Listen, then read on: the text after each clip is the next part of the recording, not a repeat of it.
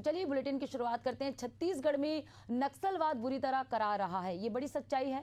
तो दूसरी हकीकत ये भी है, प्रदेश में नक्सलवाद के दंश से पीड़ितों को मरहम लगाने विष्णुदेव सरकार नई योजनाओं को लागू कर रही है। केंद्र सरकार से योजनाओं को अनुमोदित भी करवा रही है। इसी कड़ी में मुख्यमंत्री विष्णुदेव साय ने नक्सल पुनर्वास नीति के तहत 15,000 पीएम आवास भी स्वीकृत कराने में सफलता हासिल की है, जिसके लिए 10 करोड़ रुपए भी जारी कर दिए गए हैं। हालांकि विपक्ष इसे सरकार की सफलता मानने की बजाय सवाल उठा रही है कि प्रदेश के लोगों को मिलने वाले 18 लाख आवास का आखिर क्या हुआ।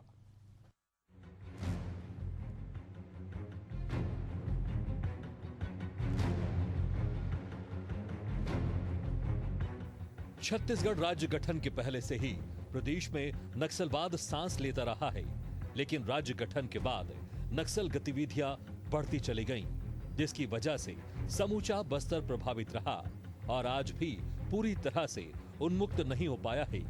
लेकिन केंद्र की मोदी सरकार के फैसलों और गृह मंत्री अमित शाह की रणनीतियों का परिणाम है कि छत्तीसगढ़ में नक्सलवाद अंतिम सांसें गिन रहा है। नक्सलवाद के दंश से हजारों परिवार बुरी तरह प्रभावित हुए। नक्सलियों ने ग्रामीणों की निर्मम हत्या कर दी तो युवाओं के हाथों में बंदूकें थमाकर उनका भविष्य बिगाड़ दिया। पर विष्णुदेव सरकार उन प्रभावित लोगों का सहारा बन रही है। सरकार ने नक्सल प्रभावित और आत्मसमर्पित नक्सलियों के बेहतर भविष्य के लिए नई पहल करते हुए उनके लिए आवास की व्यवस्था करने की दिशा में कदम बढ़ाया है। सीएम विष्णुदेव साय ने बताया कि केंद्र सरकार से विशेष आग्रह कर आत्मसमर्पित नक्सलियों और नक्सल हिंसा से प्रभावित परिवारों के लिए 15,000 आवास स्वीकृत कराए गए हैं। हाँ, जिस तरह से हमारा छत्तीसगढ़ नक्सलवाद से ग्रसित था और हम लोग 1.25 साल 1.5 साल में मजबूती के साथ लड़ रहे हैं और हमारे गृह मंत्री जी बड़े ऊर्जावान हैं। ये अन्य प्रदेशों में भी जाकर जो पुनर्वास नीति है उसका अध्ययन करके हम लोग भी यहाँ पर जो आत्मसमर्पित लोग हैं उनके लिए अच्छा से अच्छा पुनर्वास देने का काम कर रहे हैं, स्किलिंग करने का काम कर रहे हैं और भारत सरकार से निवेदन करके अलग से उनके लिए 15,000 प्रधानमंत्री आवास स्वीकृत कराए हैं। तो आज उसकी किस्त जारी करेंगे। सही मायने में देखा जाए तो पीएम आवास योजना का लाभ केवल सूचीबद्ध आवासहीनों के लिए स्वीकृत है, लेकिन विष्णुदेव सरकार के प्रयासों से केंद्र सरकार ने आपात योजना के तहत नक्सल प्रभावित और आत्मसमर्पित नक्सलियों के लिए भी इस योजना को स्वीकार कर लिया है। दोबारा जाके काम नहीं करना है, ठीक है। अगर मुख्य धारा में आ गए हो, इस साइड में आ गए हो, तो आप उस संगठन से कोई लेना देना नहीं है, कोई सपोर्ट नहीं करना है उधर का। इस पर विस्तृत जानकारी देते हुए उप मुख्यमंत्री विजय शर्मा ने कहा कि प्रदेश में नक्सल प्रभावितों को योजना का लाभ मिल सके, इस बात का ख्याल रखते हुए विष्णुदेव सरकार ने प्रयास किया, जिस पर केंद्र सरकार ने मुहर लगाई है। प्रधानमंत्री आवास सामान्यतः मतलब अनिवार्यतः उनको ही मिलता है जिनका नाम 2011 की सर्वे सूची में है और उसको पंचायत ने अनुमोदित कर दिया है, ग्राम सभा ने। और साथ ही साथ आवास प्लस की सूची में जो 2015-16 में बना है उसमें अगर नाम है तभी प्रधानमंत्री आवास मिलता है।